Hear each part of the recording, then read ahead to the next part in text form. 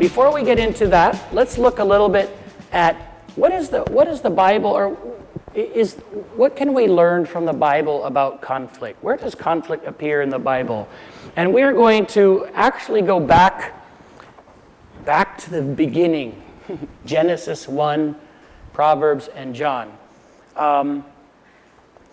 Because it's actually the Bible is our story, okay? We are part of the Bible story. It just continues working through us in our lives, collectively, individually. So what we want to say, okay, how does this fit into the Bible? Does the Bible have anything to say about conflict? Actually, the Bible has lots to say about conflict. We would understand that. But in terms of the foundation,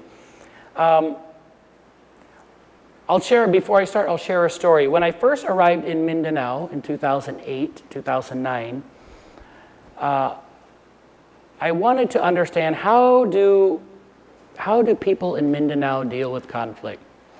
One of the things I picked up in my wandering and journeying through life was that I don't have all the answers, and it's best to find out from people when you enter a new situation or a new community, is to listen first and find out what expertise is here.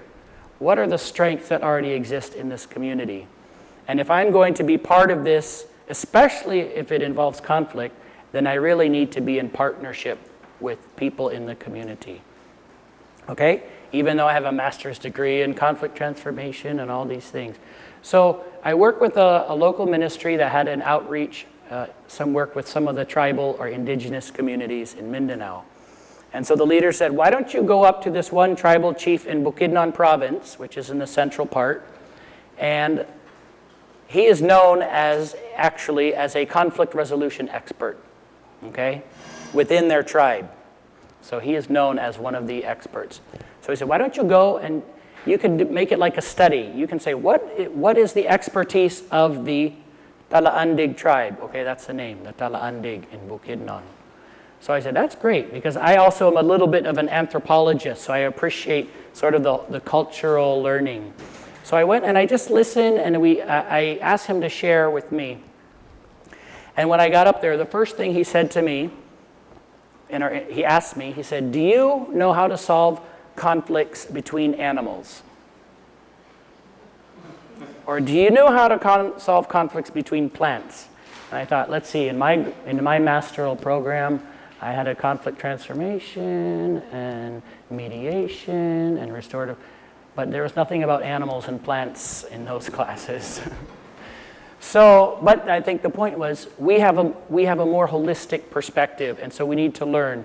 And one of the things after spending many hours listening, was that their whole approach to dealing with conflict actually came out of their creation story. How they understood themselves to be created, they have their own creation story. And as part of that story, there is conflict and there is peacemaking. And at some point, their ancestors were appointed to be the peacemakers for their community, and not only for their tribal community, but symbolically for all the tribes in Mindanao. So that was really amazing. They had like this sacred mandate from the Creator, what they call magbabaya, that's their word for God, to be the peacemakers for the tribes in Mindanao. And if you actually, and I've spent a lot of time working with Lumad or indigenous communities, you'll find that leadership in these communities, being a mediator or a peacemaker, is one of the core elements of leadership in the community. If you can't do that, you can't really be a leader. You will not be able to actually lead the community. So let's go back to our creation story, okay, which is in Genesis. And I'd like us to split up into 3 groups.